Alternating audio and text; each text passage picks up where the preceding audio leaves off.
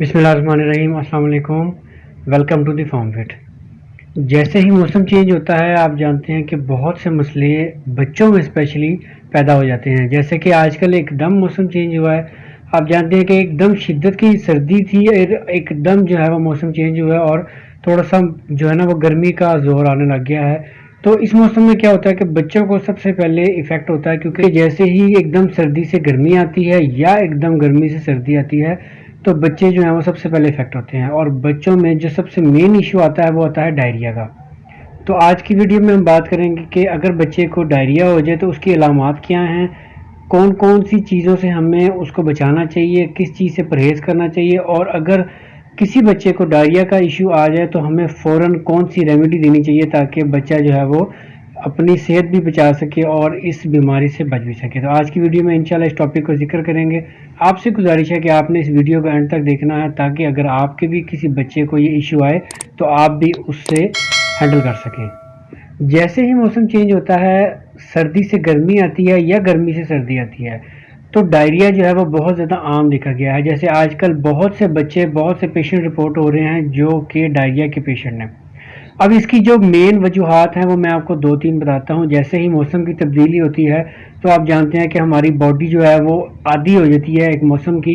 तो जैसे ही मौसम तब्दील होता है तो आपकी बॉडी के अंदर भी कुछ मसले मसाइल पैदा हो जाते हैं, जिसकी वजह से अमूमन डायरिया की शिकायत होती है। दूसरे नंबर पर क्या होता है कि एक तो हम आर्टिफिशियल दूध के डब्बे बच्चों को यूज़ करवाते हैं, जिसकी वजह से भी बच्चों में डायरिया का जो शिकायत है वो बहुत ज़्यादा आ जाती है।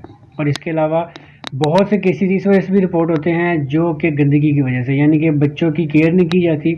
इसके अलावा जो बच्चों की फीडर हैं उनको अच्छी तरह नहीं साफ़ किया जाता, बच्चों के फीडर को धोया नहीं जाता, जिसकी वजह से उसमें जरासीम पैदा होते हैं और बच्चे को डायरिया का इशू आ जाता है।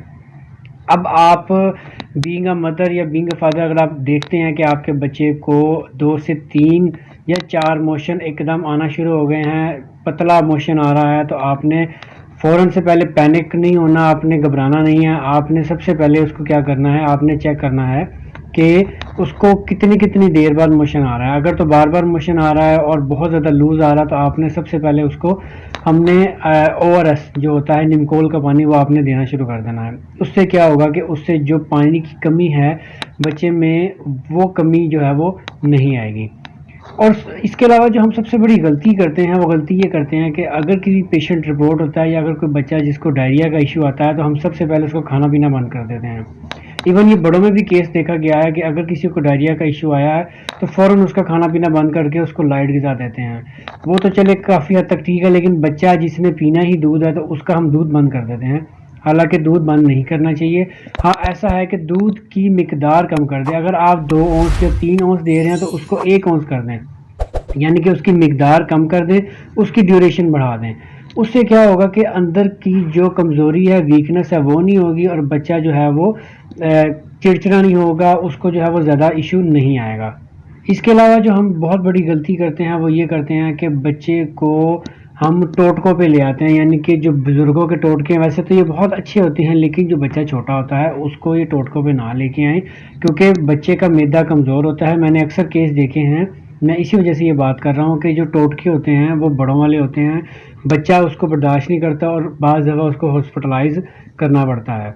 तो इसलिए इन चीज़ों से ज़रा परहेज़ करें, क्योंकि हम लोग जो है वो बहुत ज़्यादा अगर इस कंडीशन में पैनिक हो जाते हैं तो हमें होता है कि बच्चा किसी तरह ठीक हो।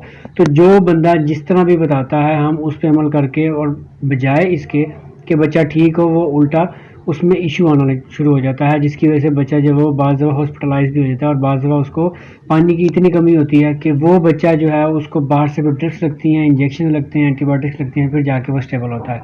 तो इस हद तक कंडीशन पहुंचाने से बेहतर है कि आप पहले ही उसको किसी अच्छे चाइल्ड स्पेशलिस्ट को दिखा दें ताकि उसका जो इशू है यहाँ तक ना पहुँचे।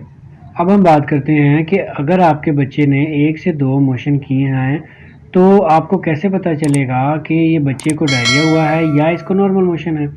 तो उसके लिए कुछ अलामात हैं वो मैं आपके साथ शेयर कर देता हूँ। सबसे पहले तो बच्चा चिड़चिड़ा हो जाएगा, बहुत ज़्यादा दांतों को चबाएगा, अगर दांत नहीं भी हैं तो वो बहुत ज़्यादा चिड़चिड़ा हो जाएगा। इसके अलावा उसकी जो स्किन होती है वो लटकना शुरू हो जाएगी।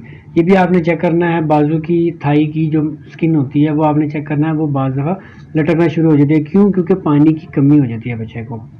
तो ये दो जो है ना वो मेन आपकी निशानियाँ हैं कि आपने चेक करना है कि बच्चे में ये इशू तो नहीं है। अगर ये इशू आया तो फ़ौरन आपने उसको ओआरएस देना है। तो ये चेक करना है आपने कि अगर आपका बच्चा फिर भी ठीक नहीं होता तो फ़ौरन से पहले आप किसी अच्छे जो चाइल्ड स्पेशलिस्ट है उसके पास लेके जाएं, खुद से ट्रीटमेंट ना करें ताकि बड़े परेशानी और बड़ी मसले से आप बच सकें।